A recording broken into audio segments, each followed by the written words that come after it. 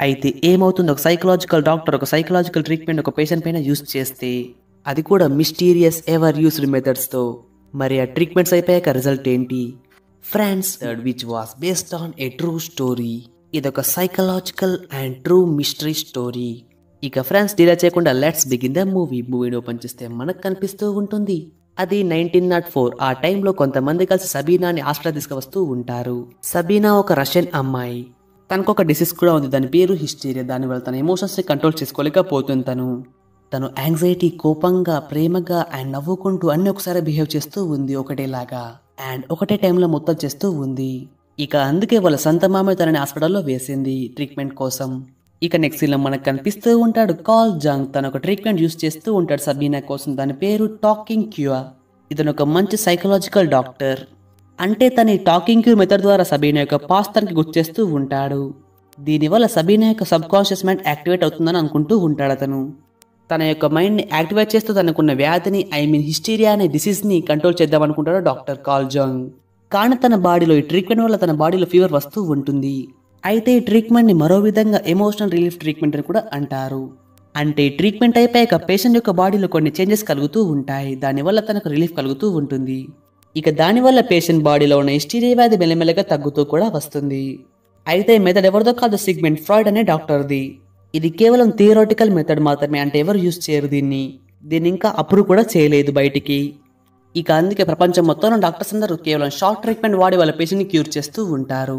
కానీ ఎవరికి తెలియకుండా కాల్ జంగ్ అనే డాక్టర్ మాత్రం సబీనా పైన యూజ్ చేస్తూ ఉన్నాడు ఈ మెథడ్ని. ఇక సెషన్ స్టార్ట్ అవుతుంది. ఆ టైంలో అందరూ కూర్చుంటారు అందులో. ఇక సబీనాని మొత్తం అడుగుతూ ఉంటారు, తన పాస్ట్ గురించి అడుగుతూ ఉంటారు. తను చెప్తూ ఉంటుంది వీళ్ళకి, నా ఫాదర్ వల్ల నాకు ఇలా అవుతుందని చెప్తూ ఉంటుంది వాళ్ళతో. అయితే డాక్టర్ కాల్ జంగ్ మాత్రం సబీనా డిస్ట్రాక్ట్ కాకుండా తన వెనుక కూర్చుంటాడు. ఇక సబీనా వాళ్ళకి చెప్తూ ఉంటే, నేను 4 years ఉన్నప్పుడు ఒక ప్లేట్ పగలగొట్టాను, దానికి కారణంగా నా ఫాదర్ నన్ను మందలించకుండా నా బట్టలు విప్పి నా వెనుక కొట్టేవాడని చెప్తూ ఉంటుంది వాళ్ళతో. ఇక అప్పుడు తను వాళ్ళ ఫాదర్ని ఏమీ అనలేకపోతుంది అండ్ తన ఫీలింగ్స్ని బయట పెట్టలేకపోతుంది. అయితే అప్పటి నుండి ప్రతిరోజు వాళ్ళ ఇంట్లో సబీనాని వాళ్ళ ఫాదర్ అలానే ట్రీట్ చేసేవాడు, తనని రకరకాలుగా హింసిస్తూ ఉండేవాడు కూడా. అయితే సబీనా తన యొక్క ఫీలింగ్స్ని, కోపాన్ని, యాంగ్జైటీ మొత్తం వాళ్ళ ఫ్రెండ్స్ పైన చూపించేది. తను ఒకసారి అరుస్తూ ఉండేది, మరొకసారి హ్యాపీగా ఉండేది. ఇంకా తను వీళ్ళకి చెప్తూ ఉంటే తన యొక్క ఫీలింగ్స్ మొత్తం బయటపడుతూ ఉన్నాయి వాళ్ళ ముందే. తన వీళ్ళ ముందు కొద్దిసేపు ఏడ్చుకుంటూ మాట్లాడుతుంది అండ్ కొద్దిసేపు నవ్వుకుంటూ మాట్లాడుతుంది అండ్ కొద్దిసేపు అయ్యాక చాలా కోపంగా మాట్లాడుతూ ఉంటుంది వాళ్ళతో. ఈ చిన్న వ్యాధి తన ఏజ్తో పాటు మెల్లమెల్లగా పెరుగుతూ వస్తుంది. ఇక తనకి టీనేజ్ రాగానే వాళ్ళ ఫాదర్ తనని బట్టలు ఇప్పించి కొడుతూ ఉంటే తనకి చాలా మంచిగా అనిపించేదట. ఇది మెల్లమెల్లగా హిస్టీరియా వ్యాధికి దారితీసింది తనలో. తను ప్రతి విషయానికి ఎక్సైట్ అవుతూ ఉంటుంది. అయితే సబీనా వాళ్ళ ఫాదర్ ఒక రష్యన్ జూయిస్ మంచి బిజినెస్ మ్యాన్ కూడా. తనకు భార్య అండ్ సన్ కూడా ఉన్నాడు సబీనాతో పాటుగా. తను సబీనాతో పాటుగా వీళ్ళని కూడా హింసిస్తూ ఉండేవాడు. అయితే మొత్తం అంతా సబీనా పైన పడేది ప్రెషర్ అంతా. ఇండైరెక్ట్ గా చెప్పాలంటే వాళ్ళ ఫాదర్ ఒక సైకో. ఒకవేళ సబీనాలో ఉన్న హిస్టీరియా పక్కన పెడితే గనుక తను చాలా షార్ప్ అండ్ ఇంటెలిజెంట్ అమ్మాయి అండ్ తను చాలా బాగా చదువుతూ ఉండేది కూడా. ఇక ఆఫ్టర్ సమ్ డేస్ ఏదో విధంగా సబీనా కొంచెం కొంచెంగా క్యూర్ అవుతూ ఉంటుంది. దానివల్ల డాక్టర్ తనని యూజ్ చేసుకుంటూ ఉంటాడు. ఎలా అంటే తను చాలా షార్ప్ అండ్ ఇంటెలిజెంట్ అమ్మాయి అని చెప్పాను ముందే. ఆ డాక్టర్ వేరే పేషెంట్ క్యూరింగ్ లో తనతో పాటు తీసుకువెళ్ళేవాడు సబీనాని. సబీనా ఆ పేషెంట్ డాక్టర్ని అనలైజ్ చేసి డాక్టర్కి చెప్పేది కూడా. అయితే మెల్లమెల్లగా ఈ మెథడ్ చాలా మంచిగా వర్క్ అవుతూ ఉంటుంది. దానివల్ల డాక్టర్ ఈ మెథడ్ని అందరిపైన వాడదాం అనుకుంటాడు. అదేనండి సైకో అనలైసిస్ మెథడ్ని. అయితే పర్సనల్గా కాల్ జంగ్కి ఏమా జంగ్తో పెళ్ళవుతుంది బయట. తన ఒక ఫేమస్ బిజినెస్ మ్యాన్ యొక్క కూతురు. దానివల్ల తనకి తన భర్త అంటే చాలా ఇష్టంగా ఉంటుంది అండ్ తను చాలా మంచి అమ్మాయి కూడా. ఇక అదే విధంగా మెల్లమెల్లగా 2 years గడుస్తుంది. ఆ తర్వాత మెల్లమెల్లగా సబీనా కూడా క్యూర్ అవుతూ ఉంది. ఇక వన్ డే డాక్టర్ సబీనాని డిశ్చార్జ్ చేస్తాడు. ఇంకా తను మెడికల్ స్కూల్లో చదువుకునే అనుమతి కూడా ఇస్తాడు తనకి. ఇక తను అప్పటి నుంచి ఇండిపెండెంట్ గా ఉంటుంది కూడా. అయితే ఆఫ్టర్ 2 years ఈ టాకింగ్ క్యూర్ మెథడ్ సక్సెస్ అవుతుంది. దానివల్ల ఈ కాల్ జంగ్ తన వైఫ్ తో పాటుగా కలిసి ఆ మెథడ్ ఫౌండర్ సిగ్మెండ్ ఫ్రాయిడ్ ని కలిసేందుకు వెళ్తాడు. ఇద్దరు కలిసి దాదాపుగా 13 hours మాట్లాడుకుంటారు కూడా. తనతో మాట్లాడుతూ ఉంటే కాల్కి అర్థమవుతూ ఉంటుంది తను ఒక డిఫరెంట్ వ్యక్తి అని. తను వేరే వారిని ఇన్ఫ్లుయెన్స్ కూడా చేస్తాడు తన మాటలతో కూడా అర్థమవుతుంది తనకి. అండ్ తను వేరే వారి మాటలకు అసలు ఒప్పుకోవడానికి కూడా అర్థమవుతుంది తనకి. ఇక మరోవైపు సబీనా డాక్టర్ యాంగ్ అనే వ్యక్తిని కలిసింది. తను ఒక మంచి డాక్టర్, ఎందుకంటే సబీనా కూడా ఒక సైకియాట్రిస్ట్ కావాలనుకుంటుంది కాబట్టి. అయితే ఫస్ట్ మీటింగ్ లోని సబీనాకి డాక్టర్ యాంగ్ అంటే లవ్ ఎట్ ఫస్ట్ సైడ్ కలిగిపోతుంది. ఇంకా తనని కిస్ కూడా చేసుకుంటుంది. ఇండైరెక్ట్ గా చెప్పాలంటే సబీనా సబ్ కాన్షియస్ మైండ్ లో డిఫరెంట్ గా ఫీల్ అవుతూ ఉంటుంది తనకి. కానీ యాంగ్ మాత్రం విషయాన్ని అంతగా పట్టించుకోడు. అయితే నెక్స్ట్ సీన్ డాక్టర్ ఫ్రాయిడ్ ఒక పేషెంట్ని యాంగ్ దగ్గర పంపిస్తాడు.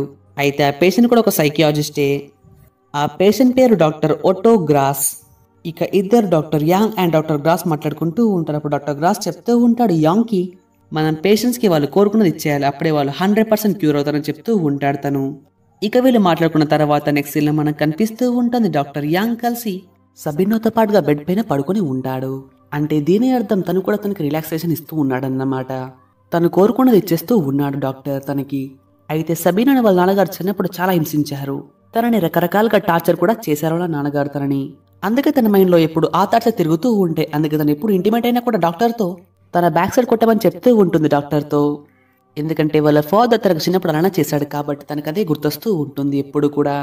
ఇక డాక్టర్ కూడా తను కోరుకున్నట్లే చేసుకుంటూ వెళ్ళేవాడు. ఎందుకంటే తనకు ట్రీట్మెంట్ చేయాలి కాబట్టి తన యొక్క ఫీలింగ్స్ మొత్తాన్ని బయట పెట్టేయాలి కాబట్టి తన యొక్క ఎక్సైట్మెంట్ యాంగ్జైటీ మొత్తం బయటికి తీసుకురావాలనుకుంటున్నాడు తను. ఇవన్నీ చూస్తూ ఉంటే డాక్టర్ యాంగ్ డౌట్ వచ్చి మళ్ళీ డాక్టర్ ఫ్రాడ్తో మాట్లాడుతూ ఉంటాడు. వెళ్ళి తను అడుగుతూ ఉంటాడు డాక్టర్ ఫ్రాడ్ని సబీనా యొక్క మైండ్ సెట్ ఏంటో చెప్పమని చెప్తాడు డాక్టర్ ఫ్రాడ్ని. అయితే డాక్టర్ ఫ్రాడ్ చెప్తూ ఉంటాడు సబీనా ఒక న్యూరోఫానియాక్, అంటే తనకెప్పుడు అన్కంట్రోల్ ప్రెజర్ కోసం ఎప్పుడు కోరికగా ఉంటుంది తనకి. అయితే యాంగ్ మాత్రం డాక్టర్కి చెప్పాడు తనతో పాటు ఇంటిమేట్ అయినట్టుగా. అయితే డాక్టర్ ఫ్రాయిడ్ దగ్గర ఇంకా చాలా థియరటికల్ థియరీస్ ఉన్నాయి, కానీ అవన్నీ కాంట్రవర్షియల్. లైక్ ఒక థియరీలో చెప్తూ ఉంటాడు డాక్టర్ ఫ్రాయిడ్ చిన్నపిల్లలకు కూడా డిజైర్ ఉంటుంది, వాళ్ళు ఆ ప్రెజర్ని పొందాలనుకుంటారు, దానికి గాను వాళ్ళు ఏదో ఒక వస్తువుని యూజ్ చేసుకుంటూ ఉంటారు. లైక్ టాయ్స్, చాక్లెట్స్, ఇంకా చాలా వాటిని యూజ్ చేసుకుంటూ ఉంటారు. వేరే రకంగా ప్రెజర్ పొందుతూ ఉంటారు వాళ్ళు ఇండైరెక్ట్గా. అయితే సెకండ్ థియరీ ఏంటంటే కూతుర్లు ఫాదర్స్ పైకి అట్రాక్ట్ ఎందుకు అవుతారు, కూతుర్లకు ఫాదర్ అంటే ఎందుకు ఇష్టంగా ఉంటుంది ఎక్కువగా. అయితే దానికి రీజన్ వికాయిలా ప్లెజర్ అనే రీజన్ ఉంటుంది తనకి. అందుకే దాని థియరీస్ చాలా కాంట్రవర్షియల్ గా ఉంటాయి, బయటికి ఏమీ రావు. అయితే వేరే ప్లేస్ లో డాక్టర్ యాంగ్ కి టెలిపతి, పారాసైకాలజీ ఇంకా వేరే వేరే ఫీల్డ్స్ పై రీసెర్చ్ చేయాల్సిన అవసరం ఉంది.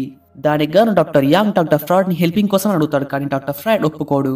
దాంతో యాంగ్ అక్కడ నుంచి వెళ్ళిపోతాడు. నెక్స్ట్ సీన్ లో మనకు కనిపిస్తూ ఉంటుంది వన్ డే చాలా డేస్ తర్వాత doctor Jung and doctor Freud మళ్ళీ కలుసుకుంటారు. కలుసుకున్నాక డాక్టర్ ఫ్రాడ్ అడుగుతూ ఉంటాడు డాక్టర్ యాంగ్ ని, నీకు సబీనాకి మధ్యలో ఏదైనా ఎఫైర్ ఉందా అని అడుగుతాడు. అప్పుడు యాంగ్ మాత్రం నో అని చెప్పేసి అక్కడ నుంచి వెళ్ళిపోతూ ఉంటాడు.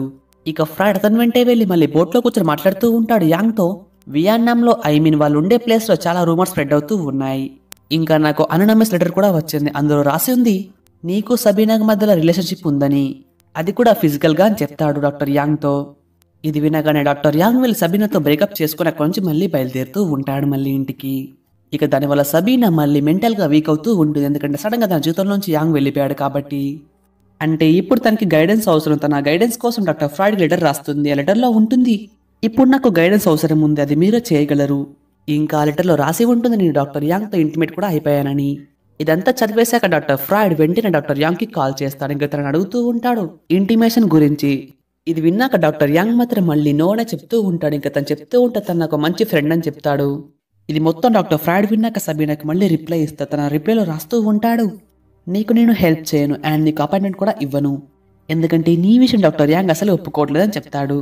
ఇదంతా చదివాక సబీనాకు యాంగ్ పైన చాలా కోపం కూడా వస్తూ ఉంటుంది. తను యాంగ్ దగ్గర వెళ్ళి చెప్తూ ఉంటుంది యాంగ్తో, నువ్వు ఫ్రాయిడ్ దగ్గర నిజాన్ని ఒప్పేసుకో, ఎందుకంటే ఫ్యూచర్లో నాకు ఫ్రాయిడ్ హెల్ప్ చేస్తాడు స్టడీస్లో అని చెప్తుంది. నేను కావాలంటే నీ పేరు బయట నీ పరువు మొత్తం తీయచ్చు, కానీ నేను అలా చేయలేదు. ఇక అంతా విన్నాక యాంగ్ ఒప్పేసుకుంటాను. ఇక డాక్టర్ ఫ్రాయిడ్ కూడా కాల్ చేసి చెప్తాడు మొత్తం నిజమేనని. ఇది వినగానే సబీనాకి తను అపాయింట్మెంట్ ఇస్తాడు డాక్టర్ ఫ్రాయిడ్. అయితే ఈ విషయం డాక్టర్ ఫ్రాయిడ్తో పాటుగా ఏమా కూడా తెలుస్తుంది. ఏమా ఎవరంటే డాక్టర్ యాంగ్ యొక్క భార్య. ఇక మెల్లమెల్లగా టైం చాలా గడుస్తుంది and Jung and doctor Freud యొక్క టీం కలిసి అమెరికా బయలుదేరుతూ ఉంటారు, ఎందుకంటే వాళ్ళ సైకో అనలైసిస్ మెథడ్ని ప్రపంచం మొత్తానికి చెప్పాలనుకుంటున్నారు. అయితే ఇక్కడ యాంగ్ది వేరే టీం అండ్ ఫ్రాయిడ్ది కూడా వేరే టీం, ఇద్దరు ఆపోజిట్ టీమ్స్ లో ఉంటారు. ఇక ఇద్దరు ఆ డిబేట్ లో వేరే విధంగా ఆర్గ్యుమెంట్ చేసుకుంటూ ఉంటారు. ఇద్దరి పాయింట్స్ అసలే మ్యాచ్ అవ్వవు కూడా. ఇద్దరు వేరే వేరే విధంగా థింక్ చేస్తూ ఉంటారు కూడా. అండ్ ఇద్దరికి వేరే వేరే రూట్స్ కూడా ఉన్నాయి, ట్రీట్మెంట్ రూట్స్. అయితే యాంగ్ దృష్టిలో ఒక పేషెంట్ ని క్యూర్ చేయడంతో పాటుగా ఆ పేషెంట్ కి థింక్ చేసే అవకాశం ఇస్తాడు, దానివల్ల వాళ్ళ ఫ్యూచర్లో ఏదైనా అవ్వచ్చు. As similar to Sabina case. తను డాక్టర్ యాంగ్ వల్ల ఒక సైకియాలజిస్ట్ అయ్యింది ఇప్పుడు. అయితే మరి డాక్టర్ ఫ్రాయిడ్ దృష్టిలో మాత్రం తన యొక్క సైకో అనలైసిస్ మెథడ్ డెవలప్ మాత్రమే చేసుకుందాం అనుకుంటున్నాడు. దానికి మించి అతను పేషెంట్ ఏమాత్రం పట్టించుకోడు కూడా. ఇక ఇలా అయిపోయాక నెక్స్ట్ సీన్ డాక్టర్ యాంగ్ పైన డాక్టర్ ఫ్రాయిడ్ చాలా కోపంగా ఉంటాడు, తనని వదిలేస్తాడు కూడా. తనకి ఏమాత్రం హెల్ప్ కూడా చేయడు తన యొక్క ఫ్యూచర్ ఇన్వెస్టిగేషన్ కోసం. దీనివల్ల యాంగ్ మళ్ళీ డిప్రెషన్లోకి వెళ్ళిపోయి మళ్ళీ సబీనాతో రిలేషన్షిప్లో పడిపోతాడు, తనతో మళ్ళీ ఇంటిమేట్ అవుతూ ఉంటాడు కూడా. అయినా కూడా డాక్టర్ యాంగ్ తన వైఫ్ అంటే చాలా ఇష్టం. ఏమా అంటే తనకి చాలా ఇష్టంగా ఉండేది. ఇక after some day Sabina graduation అయిపోయాక వియన్నాకి మూవ్ అవుతుంది. ఇంకా తన ఒక రష్యన్ డాక్టర్ కూడా పెళ్లి చేసుకుంటుంది, వేరే డాక్టర్ని. దీనివల్ల యాంగ్ ఇంకా మెంటల్గా డిప్రెస్ అవుతూ ఉంటాడు కూడా. ఆ తర్వాత సబీనా ప్రెగ్నెంట్ అవుతుంది. ఇక వన్ డే సబీనాతో ఏమా వెళ్ళి కలుస్తుంది యాజ్ ఏ కొలీగ్. ఇక మాట్లాడుతూ ఏమా సబీనాతో చెప్తూ ఉంటుంది, ప్లీజ్ కొంచెం యాంగ్తో మాట్లాడు అండ్ తనని ఒప్పించు, తనని ఆ డిప్రెషన్ నుంచి బయటికి తెమ్మని చెప్తుంది.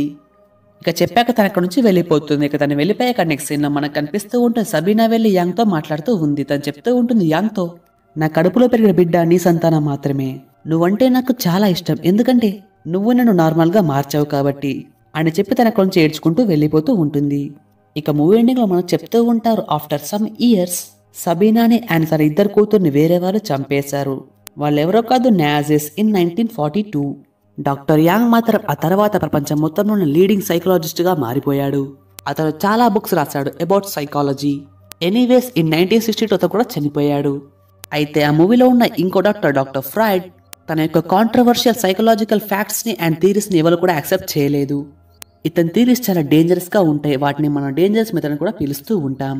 అయితే ఫ్రెండ్స్ ఇది ఒక true story based on doctor Freud యొక్క psychological methods and psychological theories మీద. అండ్ వాటిని డాక్టర్ యాంగ్ అండ్ సబీనా కలిసి ఎలా ముందు తీసుకువెళ్లారు అనేది మూవీ యొక్క మెయిన్ కాన్సెప్ట్. మన ప్రపంచం మొత్తంలోనే సబీనా ఫస్ట్ పేషెంట్ ఎవరిపైన అయితే for the first time psycho analysis method use చేశారు. అయితే ఫ్రెండ్స్ ఇక్కడ మూవీ కూడా ఎండ్ అయిపోతుంది. మీకు మూవీ నచ్చితే ఒక లైక్ కొట్టి కామెంట్ చేయడం మాత్రం అసలు మర్చిపోకండి. అండ్ ఇంతవరకు మీరు మా ఛానల్ని సబ్స్క్రైబ్ చేసుకోకపోతే సబ్స్క్రైబ్ చేసి బెల్ ఐకాన్ని ఆల్లో పెట్టుకోండి. Thank you for watching guys, keep supporting, bye bye, see you later.